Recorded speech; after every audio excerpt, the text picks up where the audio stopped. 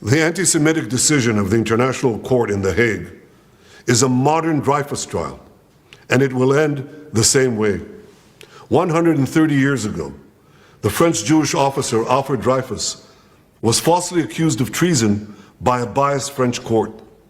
In response to these false accusations, the great French writer Émile Zola wrote his monumental essay, J'accuse.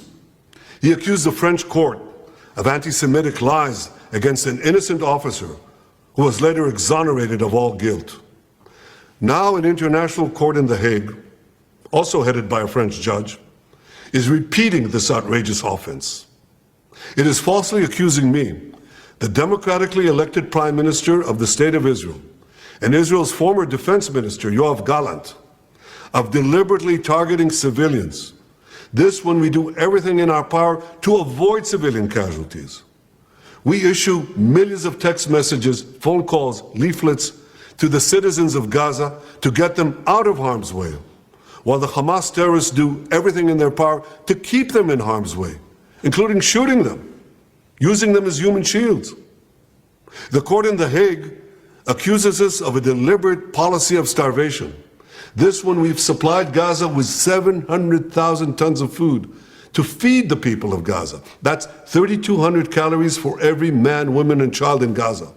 And these supplies are routinely looted by Hamas terrorists who deprive their people of much-needed food.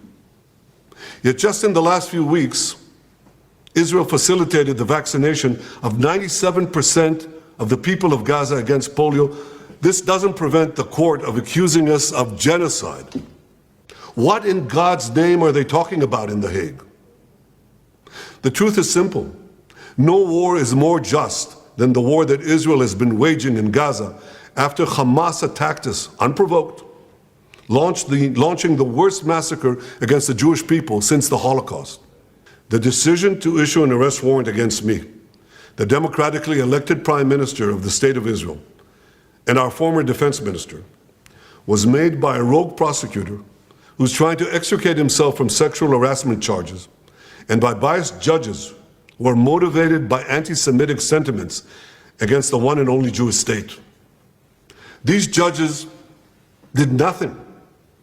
They did nothing against the real war crimes committed against the millions who've been murdered or uprooted by the dictatorships in Iran, Syria, and Yemen. Instead, they falsely accused the one democracy in the Middle East, Israel, thereby imperiling the right of all democracies to defend themselves against murderous terrorists and tyrants.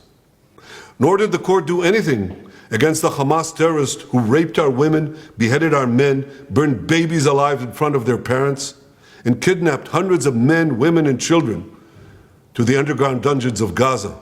They're still holding 101 hostages, citizens of many lands, including the United States. Come to think of it, the court did issue one arrest warrant against Hamas. Now hear this. They issued an arrest warrant against the corpse of the Hamas arch-terrorist Mohammed Dev. His corpse. What an absurdity. No biased anti-Israel decision in The Hague will prevent the State of Israel from defending its citizens. And I want to thank our many friends around the world, especially those in the United States, who've condemned this outrage and who have said that this decision will have severe consequences for the ICC and those who cooperate with its decision. Israel will not recognize the validity of this decision. We will continue to do everything we must do to defend our citizens and defend our state against Iran's axis of terror, Iran and its terrorist proxies, which include Hamas, Hezbollah, the Houthis, and others. Our enemies are your enemies, and our victory will be your victory, the victory